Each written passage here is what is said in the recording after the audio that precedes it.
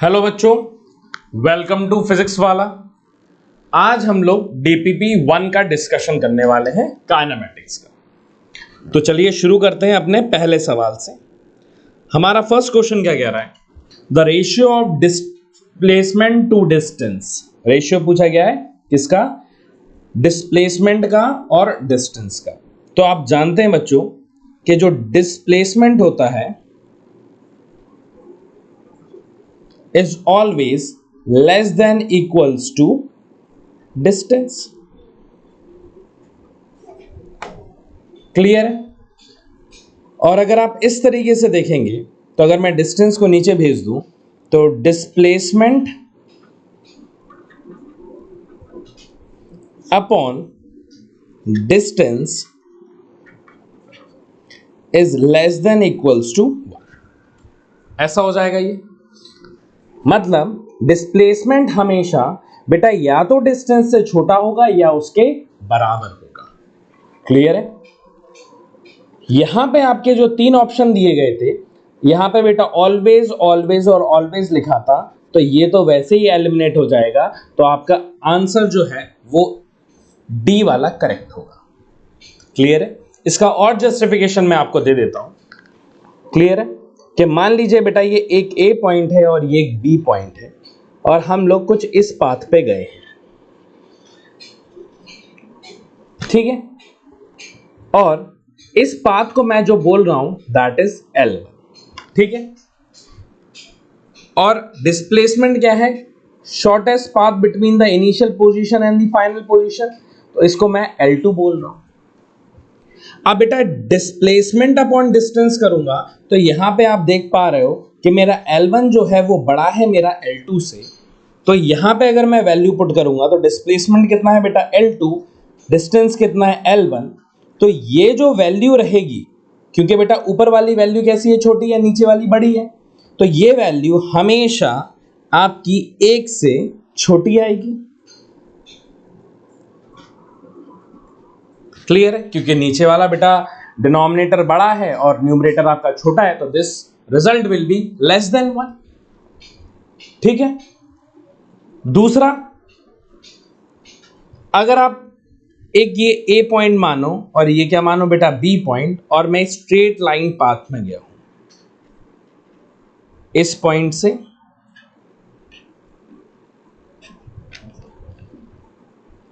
इधर से चलना शुरू किया और इधर पे बेटा मैं रुक गया हूं, ठीक है? तो अब मैं इधर से इधर गया हूं तो बेटा मेरा पाथ कैसा रहा है? स्ट्रेट लाइन या वन डायमेंशन, ठीक है? और इसी स्ट्रेट लाइन पाथ में मेरा डिस्टेंस एंड डिस्प्लेसमेंट दोनों बराबर है।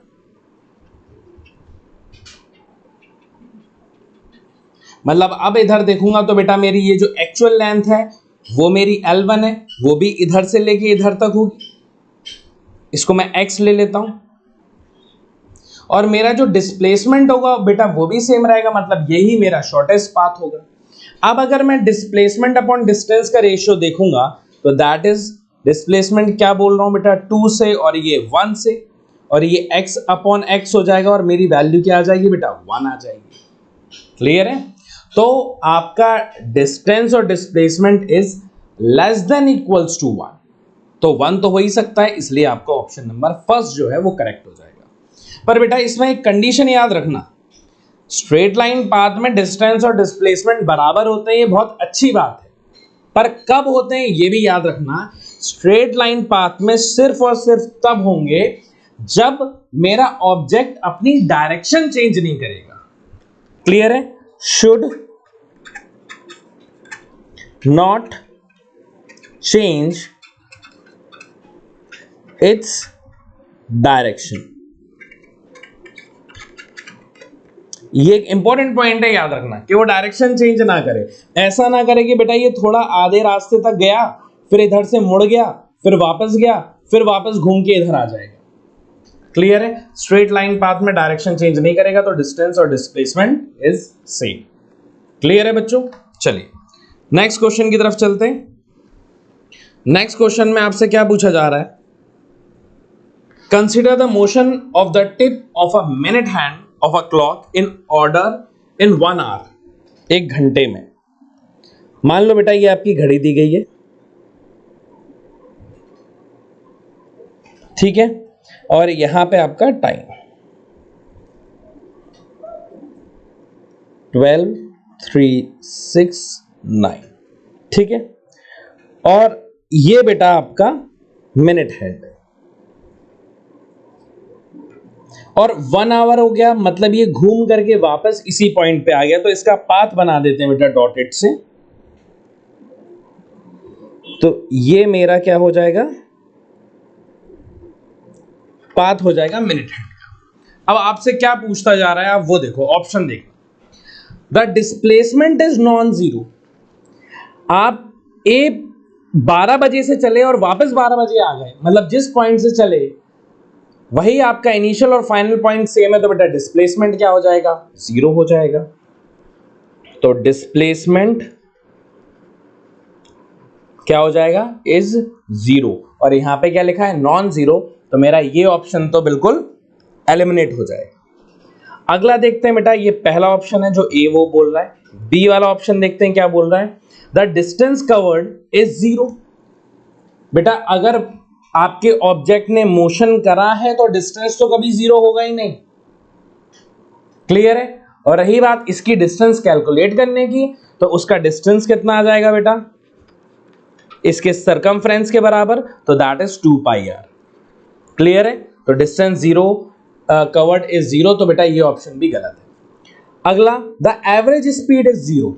अब आप सी वाला ऑप्शन देखना बेटा, वी एवरेज का जो फॉर्मूला है, एवरेज स्पीड का फॉर्मूला क्या होता है, distance upon total time.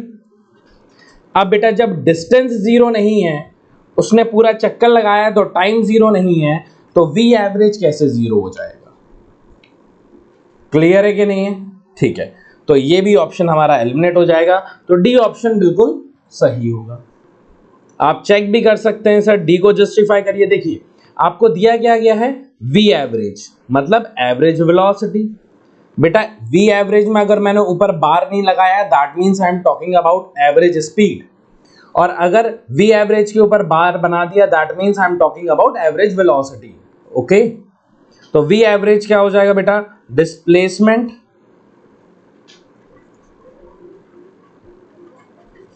Upon time. तो यहां से बेटा वापस इधर आ गए, तो आपका डिस्प्लेसमेंट क्या है, zero, zero upon time, that is also zero, clear है। तो आपका बी स्टेटमेंट करेक्ट हो जाएगा कि एवरेज वेलोसिटी क्या है, जीरो, क्लियर है बच्चों। चलिए नेक्स्ट क्वेश्चन की तरफ चलते हैं। Which of the following statement is not true. याद रखना, नॉट निकालना है, not true. If displacement covered of a particle is zero, then distance covered may or may not be zero. बेटा डिस्प्लेसमेंट क्या है, जीरो है, और डिस्टेंस may और may not be zero, ये ऑप्शन बिल्कुल करेक्ट है। अगर मान लीजिए, ए ऑप्शन का जस्टिफिकेशन दे रहा हूं बेटा, मान लीजिए आप एक सर्कुलर पाथ में मूव कर रहे हैं, आप इस ए पॉइंट से गए और वापस घूम के ए पॉइंट पे आ जाओगे, तब आपका बेटा डिस्प्लेसमेंट जो रहेगा वो तो जीरो आएगा, और डिस्टेंस जो रहेगा वो क्या हो जाएगा बेटा, दैट इज नॉट जीरो, ठीक है। दूसरा, हम ए पॉइंट पे हमारी बॉडी ने मोशन ही नहीं करा, और अगर इनकेस मोशन नहीं करा तो मेरा डिस्प्लेसमेंट क्या हो जाएगा, जीरो, और डिस्टेंस भी क्या हो जाएगा बेटा, जीरो। तो डिस्टेंस कवर्ड मे और मे नॉट बी जीरो, ये स्टेटमेंट आपका ट्रू है, क्लियर है। अगला देखते हैं, if distance covered is zero then displacement must be zero, ये तो बिल्कुल ही सही है।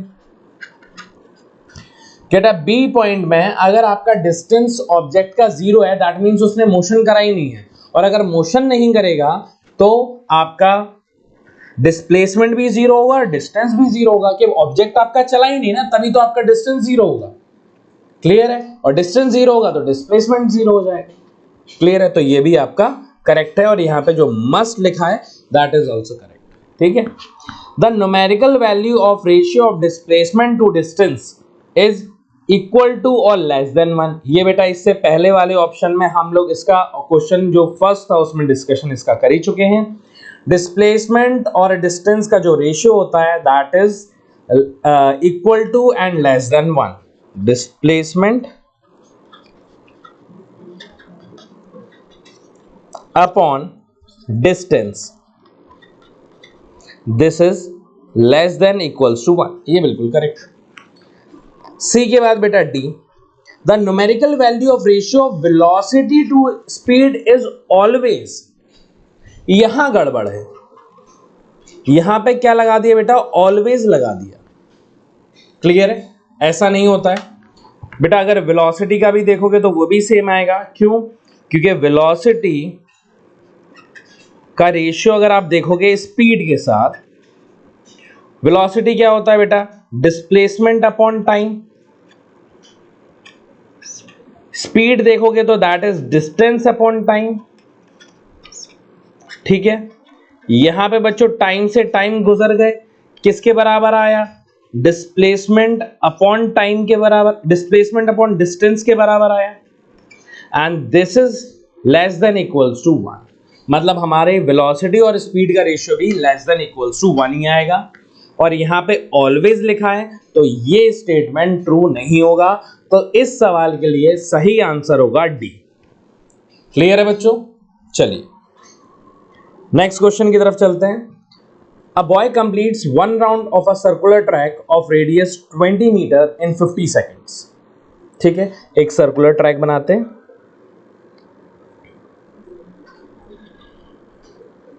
बेटा इस सर्कुलर ट्रैक की रेडियस कितनी दी गई है, 20 मीटर। ठीक है, और बेटा एक बॉय है जो इस सर्कुलर ट्रैक का चक्कर इधर से चलता है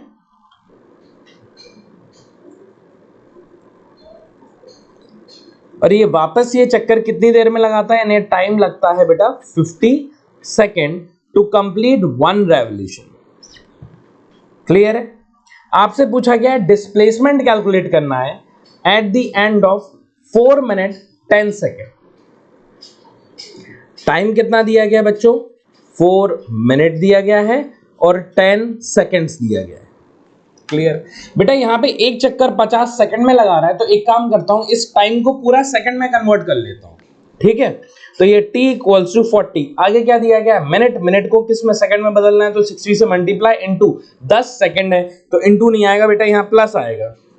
ठीक है, तो यहां पे 4 इंटू 60 प्लस 10, तो ये कितना हो जाएगा, 6 4 जा 24, 240 प्लस 10 मतलब 250। मतलब आपसे जो डिस्प्लेसमेंट पूछा गया वो कितनी देर में पूछा गया बेटा, आपसे 250 सेकंड बाद पूछा गया। क्लियर है? हम लोग बेटा इस तरीके से भी निकाल सकते हैं कि एक चक्कर लगाने में कितना टाइम लग रहा है, 50। एक रेवोल्यूशन में कितना टाइम लग रहा है, 50 सेकंड्स। तो आपसे पूछा गया है x रेवोल्यूशन लगाएगा कितने सेकंड में, 250 सेकंड्स में। तो x की वैल्यू कितनी आ जाएगी, 250 अपॉन 50, तो दैट मींस 5 रेवोल्यूशन। ठीक है, 5 रेवोल्यूशन का ये मतलब है बेटा हमने अपनी जर्नी जहां से शुरू करी हम वापस घूम करके उसी पॉइंट पे आ गए। क्लियर है? इसलिए आपका जो आंसर रहेगा बेटा डिस्प्लेसमेंट का वो 0 रहेगा। क्लियर है? वरना कई लोग आराम से ऐसे भी समझ सकते हैं जिनको नहीं समझ में आया है कि देखो एक चक्कर कितनी देर में लगाएगा, 50 सेकंड में। ठीक है, तो इस 250 में से 50 कम हो गए, कितना बचा, 200। वो जहां से चला वापस उसी पे आ गया 50 सेकंड में। फिर यहीं से एक और चक्कर लगाया उसने, घूम करके वापस कितना टाइम लग गया, फिर से 50 सेकंड लग गए। मतलब टोटल कितना हो गया बेटा, 2 चक्कर में कितना खर्च हो गया, 100 सेकंड। कितने बचे, 150। एक और चक्कर लगाएगा बेटा, फिर कितने सेकंड्स बचे, 50 सेकंड्स। तो ऐसे करते करते करते करते कितने चक्कर लगा लेगा बेटा, वो फाइनली 5 रेवोल्यूशन लगा लेगा और जहां से वो चलेगा वापस वो उसी पॉइंट पे आ जाएगा अपने 5th रेवोल्यूशन पे।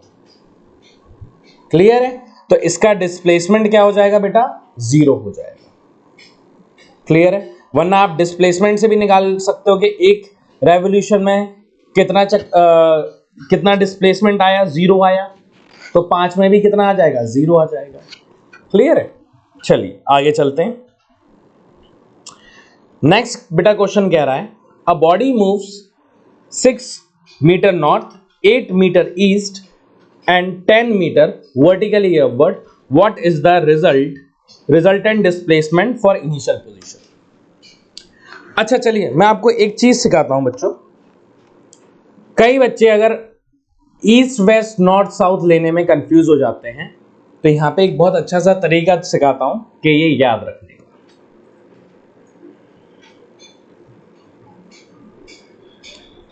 ये आपकी क्या दी गई है बेटा, डायरेक्शन। क्लियर? ये डायरेक्शन कौन सी होती है, नॉर्थ। ये डायरेक्शन ईस्ट, ये डायरेक्शन वेस्ट, और ये डायरेक्शन कौन सी हो गई बेटा, साउथ। ठीक है, अब एक काम करो, आप इन सब का इनिशियल लेटर ले लो बेटा, एन ई डब्ल्यू एस। यहां से एन ले लिया, यहां से ई ले लिया, और यहां से डब्ल्यू ले लिया, और यहां से एस ले लिया। क्लियर है? अब आपने बेटा टीवी पे एक काफी मशहूर चैनल देखा होगा जिसका नाम है जी न्यूज, GNEWS। ये सेम बन रहा है बेटा। अगर मैं ऐसे जोड़ लूं इसको, ये उल्टा Z बनाना है, ये और ये। क्लियर है? ये क्या आ गया बेटा, Z, और ये NEWS, न्यूज। तो ये आपका बन जाएगा Z, और ये बन गया NEWS। तो याद रहेगा। अब आपको कुछ नहीं करना जीवन में, सिर्फ उल्टा Z बनाना है, ऐसा ऐसा और ऐसा, और यहां पे न्यूज लिख देना, NEWS। लो आपके पास डायरेक्शंस आ गई। अब आराम से सॉल्व करते रहो। कई बच्चे ईस्ट वेस्ट नॉर्थ साउथ भूल जाते हैं एग्जाम में। आपको जी न्यूज से ये अब अच्छे से याद रहेगा, कभी नहीं भूलोगे। क्लियर है बच्चों? चलिए आगे चलते हैं। इसको रब कर देता हूं। ठीक है, अब बेटा नेक्स्ट क्वेश्चन की तरफ चलते हैं। A body move 6 metre north. ध्यान से देखो बेटा, नॉर्थ का है ऊपर की तरफ, तो ये 6 मीटर ऊपर की तरफ गया। 8 मीटर ईस्ट, ईस्ट कहां है, राइट हैंड साइड, तो यहां पे कितना गया, 8 मीटर ईस्ट।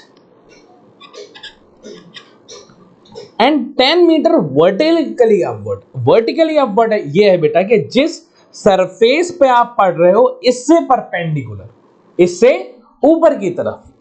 अब बेटा इससे ऊपर की तरफ है, तो मैं काम करता हूं, इसको डॉटेड लाइन से रिप्रेजेंट कर देता हूं, क्योंकि ये वर्टिकली अपवर्ड है, perpendicular to the plane of paper. ठीक है, तो वर्टिकली वाली लाइन एक काम करता हूं, येलो से बना देता हूं। आपको याद रहेगा कि ये सन ने वर्टिकली अपवर्ड बनाई है। क्लियर है? ठीक है, अब आपसे क्या पूछा गया, what is the resultant displacement from the initial position. बेटा इनिशियल पोजीशन तो ये है, और आपकी फाइनल पोजीशन ये है, और ये बेटा क्या है, 10 मीटर है। आपका जो डिस्प्लेसमेंट आएगा बेटा वो तो कुछ ऐसा आएगा।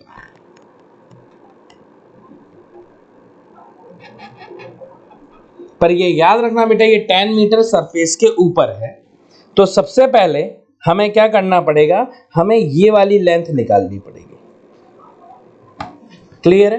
तो अगर मुझे ये वाली लेंथ कैलकुलेट करनी है, तो बेटा इस मैं पाइथागोरस थ्योरम लगा सकता हूं। ये 6 मीटर है, ये 8 मीटर है, तो ये वाली साइड कितनी आ जाएगी, under root of 8 square, Pythagoras theorem बच्चों, under root of 8 square plus 6 square, that is under root of 100 हो जाएगा बेटा, जो हो जाएगा 10 मीटर। मतलब ये वाली लेंथ जो है बेटा, ये भी कितनी आ गई, 10 मीटर। क्लियर है? यहां पे बच्चों ये परपेंडिकुलर है सरफेस के, तो ये tan है और ये tan है, तो इनिशियल से फाइनल तक मेरा जो रिजल्टेंट आ जाएगा वो कितना आ जाएगा, tan√2। ये जो आंसर है ये कितना आ जाएगा, tan√2, क्योंकि √10² प्लस √10², तो ये क्या हो जाएगा बेटा, √200, तो उसको लिख सकते हैं tan√2। मेरा ऑप्शन नंबर ए जो है वो करेक्ट हो जाएगा। बस आप ये याद रखना बेटा, ये सरफेस के परपेंडिकुलर है। क्लियर है बच्चों? चलिए नेक्स्ट क्वेश्चन की तरफ चलते हैं। नेक्स्ट क्वेश्चन में a car moves from O to D, O से बेटा डी तक हमारी कार चलती है along the path O A B C and D, figure what is the distance travelled and net displacement. सबसे पहले क्या आपने निकाला है, डिस्टेंस। डिस्टेंस तो बेटा सब ऐड हो जाएगा, इसको मैं S1 बोल देता हूं, ये S2 हो जाएगा, ये क्या हो जाएगा S3 और ये S4। ऐड कर दो बेटा, डिस्टेंस तो कभी नेगेटिव या कम होता नहीं है, तो डायरेक्ट ऐड कर देंगे। तो 8 प्लस 4 और 4 8 और 8 16, 16 और 1 17। देखो पहला ऑप्शन डिस्टेंस का है, 17 सिर्फ एक ही ऑप्शन में, तो ऑप्शन नंबर बी करेक्ट है और आगे बढ़ जाओ। और कई बच्चों को अगर देखना है तो ऐसे देख सकते हैं, distance S equals to S1 plus S2 plus S3 plus S4, तो ये कितना हो जाएगा, 8 plus 4 plus 4 plus 1, this is 17 metre. Displacement निकालने की जरूरत नहीं है क्योंकि सारे ऑप्शन डिफरेंट है, फिर भी अगर किसी की इच्छा हो डिस्प्लेसमेंट सर एक बार दिखा दो, तो ये देखो क्या बेटा, ये जो टोटल लेंथ है वो तो 4 के बराबर होगी। अगर ये 1 किलोमीटर है तो ये कितना बचा, 3 किलोमीटर। बेटा ये किलोमीटर में, किलोमीटर, ये 3 किलोमीटर, और ये टोटल लेंथ अगर 8 है, अगर यहां से यहां तक बेटा 4 है, तो ये बचा हुआ कितना हो जाएगा, 4। और आपको ये वाला तो लेंथ पता ही है, 3 4 5 करता हो, ट्राइंगल भी याद हो गया होगा। तो अंडर रूट, क्योंकि ये हाइपोटेनियस है, तो 4 का स्क्वायर प्लस 3 का स्क्वायर, तो अंडर रूट ऑफ 16 प्लस 9 दैट इज अंडर रूट 25। तो कितना आंसर आ जाएगा बच्चों, 5। डिस्प्लेसमेंट आपका 5, डिस्टेंस 17। क्लियर है बच्चों? चलिए अगले क्वेश्चन की तरफ चलते हैं। अगला सवाल हमसे क्या कह रहा है, a particle starts from the origin, goes along X axis to point 20 metre, 0, and to return the same line to the point -20 meter, 0, find the distance and displacement of the particle during a trip। ठीक है बेटा, ये जो particle जा रहा है वो एक ही स्ट्रेट लाइन पे गया है अलोंग एक्स एक्सिस, तो बना लेते हैं जल्दी से हमारी एक्स एक्सिस।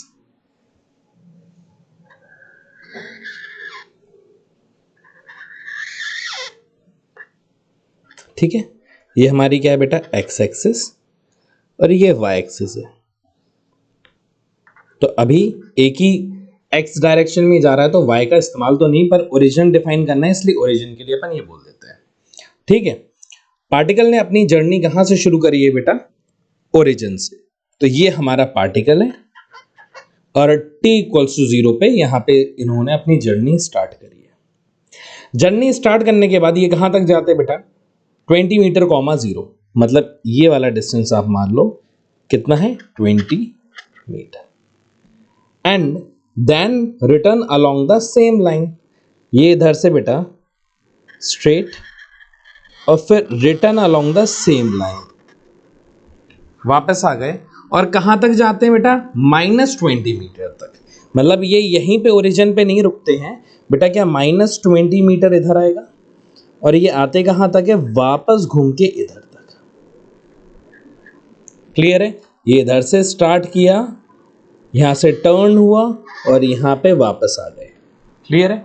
आपसे क्या पूछा गया, फाइंड डिस्टेंस। सबसे पहले क्या निकालना है बेटा, डिस्टेंस। डिस्टेंस देखते हैं।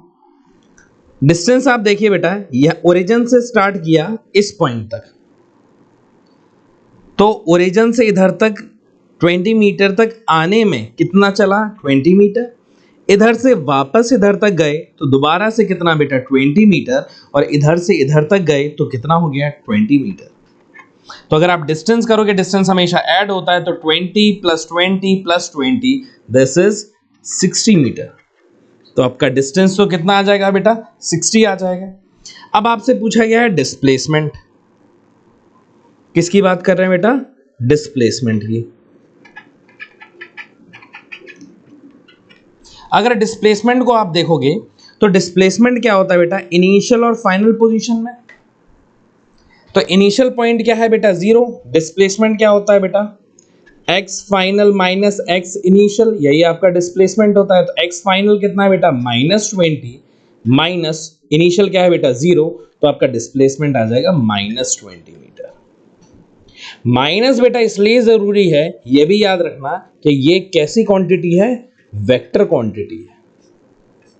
जहां पे ये जो नेगेटिव साइन है, ये क्या डिनोट कर रहा है बेटा? इसका डायरेक्शन डिनोट कर रहा है। क्या कर रहा है? डायरेक्शन। क्लियर है? चलिए, तो आपका जो ऑप्शन होगा बेटा, वो ऑप्शन ए हो जाएगा, दैट इज 60, -20। क्लियर है? चलिए नेक्स्ट क्वेश्चन की तरफ चलते हैं।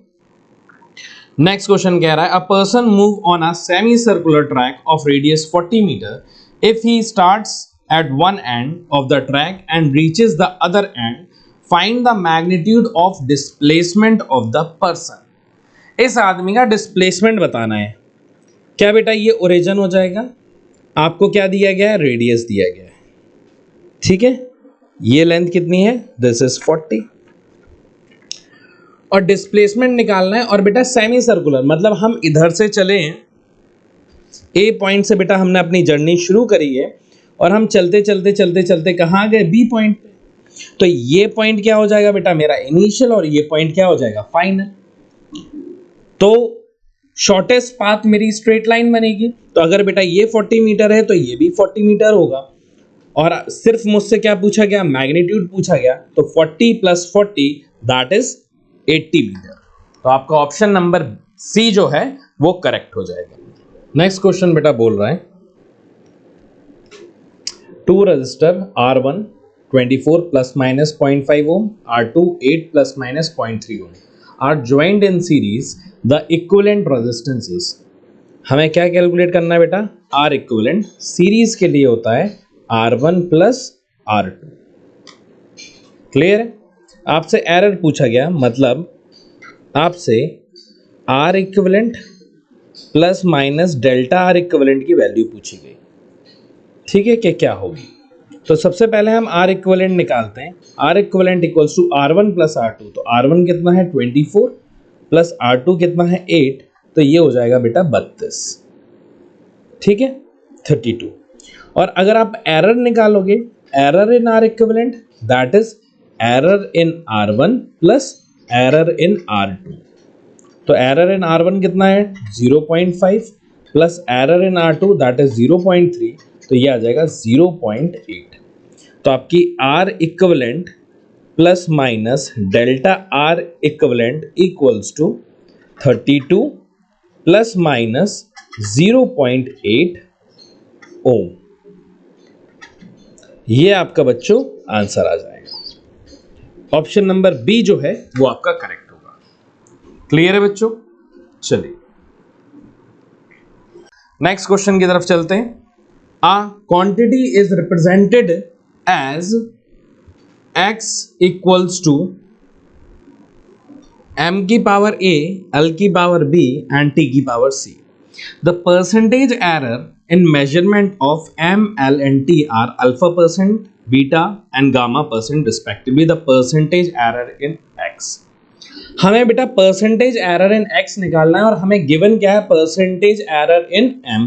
परसेंटेज एरर मतलब हमें गिवन है बेटा delta m/m into 100, this is given as α%, comma delta l/l into 100 that is β%, और लास्ट दिया गया है डेल्टा t/t दैट इज γ%।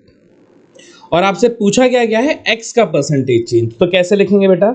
देखो delta x/x into 100 equals to क्या बेटा? m के ऊपर पावर कितना है? a है, तो आगे आ जाएगा a into delta m upon m into 100 plus b बेटा पावर है आगे आ जाएगा b into delta l upon l into 100 plus बेटा यहाँ पे c है आगे आ जाएगा c into delta t upon t into 100। Clear है बेटा? ये वैल्यू आपको दी गई है अल्फा, ये वैल्यू दी गई है बीटा और ये वैल्यू दी गई है गामा। वैल्यू पुट कर दो तो ये क्या आ जाएगा, a alpha percentage plus b beta percentage plus c gamma percentage. Clear है? तो ऐसे भी लिख सकते हो a alpha plus b beta plus c gamma percentage. तो आपका ऑप्शन नंबर ए जो है that will be correct. Clear है बच्चों? चलिए नेक्स्ट क्वेश्चन की तरफ चलते हैं। नेक्स्ट क्वेश्चन क्या कह रहा है, the true value of length of a wooden stick is 38.62 centimetre. Its length is measured using two different instrument of different least count. अलग अलग लीस्ट काउंट है। Measurement result are 38.63 centimeter and 38.76 centimeter respectively. Which options is कौन? देखो बेटा अगर मैं इसको देखूं, सबसे पहले तो ये 38 है लेंथ, यहां पे बेटा लीस्ट काउंट इसका कितना है 0.01 सेंटीमीटर है। क्लियर है? हमारे पास लीस्ट काउंट जितना ज्यादा होगा चीजें उतनी ज्यादा एक्यूरेट होंगी। क्या होंगी? एक्यूरेट होंगी। तो यहां पे मेरा ऑप्शन नंबर ए और डी सिर्फ इसलिए एलिमिनेट हो जाता है क्योंकि यहां पे डेसिमल प्लेसेस के बाद बेटा जो उसका लीस्ट काउंट है इन दोनों डिवाइसेस का दैट इज 0.01। क्लियर है? और अगर बी और सी ऑप्शन देखता हूं तो इनका जो लीस्ट काउंट है वो है 0.001 सेंटीमीटर। मतलब इसमें एक डिजिट ज्यादा हमारी एक्यूरेसी आ रही है। क्लियर है? तो ऑप्शन बी और सी में से होगा। अब हम स्टेटमेंट देखते हैं। अब जितना ज्यादा एक्यूरेट होगा बेटा चीजें उतनी ज्यादा वो क्या होंगी, प्रिसाइज होंगी। क्लियर? एक्यूरेसी का तो यही मतलब है। तो हम बोलेंगे 38.763 क्योंकि बेटा इसमें लीस्ट काउंट है 0.001 का, तो हमारी एक्यूरेसी क्या हो गई है, बढ़ गई है, एक डिजिट और बढ़ गई कंपेयर टू अदर डिवाइस। और चीजें जितनी ज्यादा एक्यूरेट होती हैं उतनी ज्यादा क्या होती हैं, प्रिसाइज होती हैं। क्लियर है? Close to your true value. ठीक है? तो आपका ऑप्शन नंबर बी जो है यहां पे वो करेक्ट हो जाएगा। क्लियर है बच्चों? चलिए नेक्स्ट क्वेश्चन आपसे कह रहा है, the resistance R equals to V by I, where V is 100 plus minus 5 volt and I is 10 plus minus 0.2 ampere, where what is the total error in R? बेटा answer आपने percentage में है तो आपको जो R निकालना है वो परसेंटेज एरर निकालना है। तो चलिए निकालते हैं। तो कैसे लिखेंगे बेटा, delta R by R into 100 हो जाएगा इक्वल्स टू, इसको कैसे लिखेंगे बेटा, V, तो delta V upon V into 100 plus delta I upon I into 100। ठीक है? तो यहां पे डेल्टा V कितना दिया गया है बेटा 5 अपॉन V की वैल्यू कितनी है 100 इंटू बेटा ये V है और ये प्लस माइनस डेल्टा V है, एरर इन V, और ये क्या है करंट, और ये 0.2 क्या है, एरर इन करंट। तो 5 इंटू 100 प्लस डेल्टा आई कितना है बेटा 0.2 अपॉन आई कितना है 10 इंटू 100। बेटा ये 100 से 100 गुजर गए और यहाँ 0 से 0 गुजर गए, क्या बचा 5 प्लस 0.2 इंटू 2 तो 2 बचा। तो दिस इज 7%, क्योंकि आप ये परसेंटेज में निकाल रहे थे। तो ऑप्शन नंबर बी जो है बेटा वो करेक्ट हो जाएगा 7%। क्लियर है बच्चों? चलिए नेक्स्ट क्वेश्चन पे चलते हैं। नेक्स्ट क्वेश्चन आपसे कह रहा है, if error in measurement of diameter is 4%, the error in circumference of the circle. Diameter में अगर बेटा 4% का एरर आया है तो उसके सर्कमफ्रेंस में कितना एरर आएगा। तो सबसे पहले सर्कमफ्रेंस का फॉर्मूला लिखते हैं, सर्कमफ्रेंस सरकमफ्रेंस का फॉर्मूला होता है बच्चों 2 पाई आर। क्लियर है? क्या इसको ऐसा लिख सकता हूं, पाई इंटू 2r, और 2r किसके बराबर होता है, डायमीटर, तो पाई इंटू डी हो गया। Percentage change in circumference, circumference को बेटा एक काम करते हैं, हम c से रिप्रेजेंट करते थे, तो delta c upon c into 100 equals to, बेटा पाई तो कांस्टेंट हो जाएगा तो हट जाएगा, तो delta d upon d into 100 आ जाएगा। परसेंटेज एरर कितना है, 4%, वही किस में आ जाएगा बेटा, सरकमफ्रेंस में। क्लियर है? तो आपका ऑप्शन नंबर सी जो है वो करेक्ट हो जाएगा। क्लियर है बच्चों? चलिए नेक्स्ट क्वेश्चन की तरफ चलते हैं। नेक्स्ट क्वेश्चन आपसे क्या कह रहा है कि the external diameter of radius R and internal radius of hollow cylinder are measured to be 4.23 plus minus 0.01 centimetre and 3.89 plus minus 0.01 centimetre. The thickness of the wall with the of the cylinder is. बेटा एक काम करता हूं, मैं cylinder का top view बनाता हूं, मतलब जब सिलेंडर को आप ऊपर से देखेंगे तो वो कैसा दिखेगा।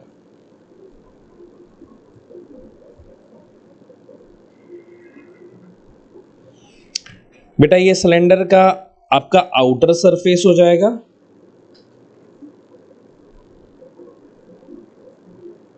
और ये क्या हो जाएगा, आपका इनर सरफेस हो जाएगा। क्लियर है? इसको बोल देता हूं मैं, क्योंकि हमें दिया गया है बेटा सिलेंडर का एक्सटर्नल एंड इंटरनल रेडियस, ठीक है, आर दिया गया है, तो एक्सटर्नल इसको मैं बेटा R1 बोल देता हूं और इसको बोल देता हूं मैं R2। क्लियर है? तो अगर मैं इसको R1 और R2 बोल दूंगा तो हमारी जो वैल्यू रहेगी दैट विल बी,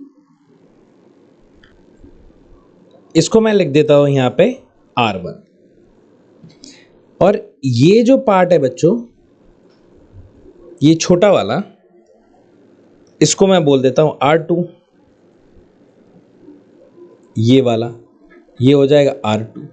अगर आपको थिकनेस निकालनी है तो बेटा मैं बड़े वाले रेडियस में से छोटा वाला माइनस कर दूंगा, तो ये वाली लेंथ आ जाएगी कि नहीं आ जाएगी, और यही हमारी क्या है, थिकनेस। क्लियर है? तो यहां पे अगर थिकनेस लिखना है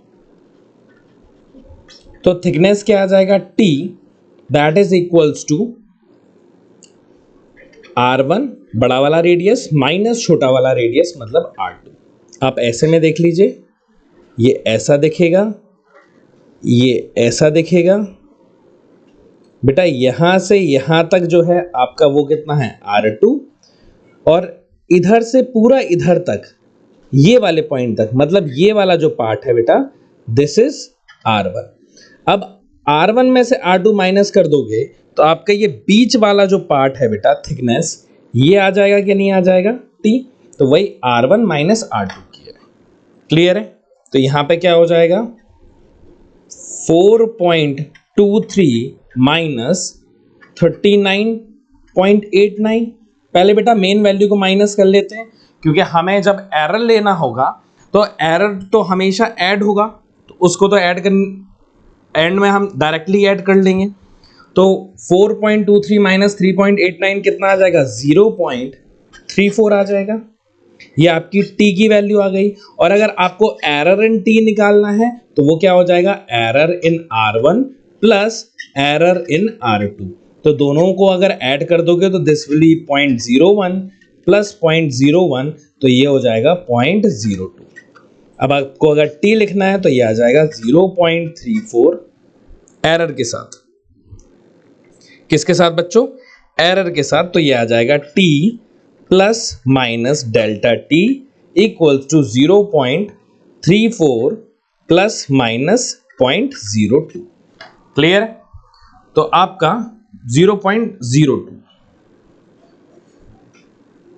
यहां पे क्या आ जाएगा बच्चों, 0.2। क्लियर है? ये आपका क्या आ जाएगा बेटा, थिकनेस की वैल्यू आ जाएगी। तो ऑप्शन नंबर ए जो है दिस इज करेक्ट। क्लियर है बच्चों? चलिए लास्ट क्वेश्चन की तरफ चलते हैं। लास्ट क्वेश्चन हमारा बोल रहा है अ वर्नियर कैलिपर हैज 20 डिवीजन। कितना डिवीजन दिया गया है बेटा? 20 division on a vernier scale which coincides with 19 division on the main scale. The least count of the instrument is 0.1 mm. The main scale division are, main scale का division पूछा गया है, ठीक है। चलिए तो मैं लिख देता हूँ 20 vernier scale division equals to 19 main scale division, ये दिया गया है, ठीक है। तो बेटा 1 वर्नियर स्केल डिवीजन जो होगा 20 नीचे चला जाएगा तो 19/20 मेन स्केल डिवीजन के बराबर होगा। और अगर मैं लीस्ट काउंट देखूं तो लीस्ट काउंट क्या होता है बेटा? 1 main scale division minus 1 vernier scale division. तो ये 1 मेन स्केल डिवीजन तो ऐसा ही रहेगा, माइनस 1 वर्नियर स्केल डिवीजन कितना आ गया बेटा? 19/20 vernier scale division, sorry 19/20 vernier scale division, ठीक है। 1 वर्नियर स्केल डिवीजन किसके बराबर है बेटा? 19/20 मेन स्केल डिवीजन, तो इसको इससे रिप्लेस कर देंगे और यहाँ पे आ जाएगा मेन स्केल डिवीजन। तो ये कितना आ जाएगा बेटा? 20 माइनस 19/20 किसमें? मेन स्केल डिवीजन में। तो least count equals to 1/20 main scale division.